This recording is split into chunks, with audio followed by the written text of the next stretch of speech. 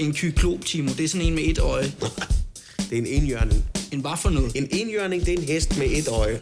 Det er islandsk enhjørning. Det betyder enøjning. Og det er du sikker på? Ja. Ved du hvad? Nu er det alt for to, det her. Og du er ude. Fatter du det?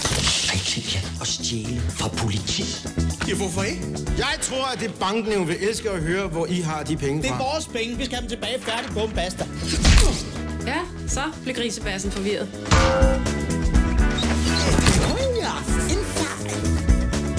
Så kan det kun gå en vej, og det er opad.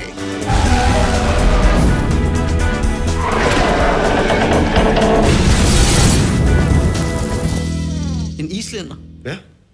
Sådan en fed hest med frotté og meget kraftig negle. Okay, fint. Godt. En hest har der ikke negle. Jamen, det har de sgu da, ellers vil de da slå poterne. Der har jeg faktisk hørt om.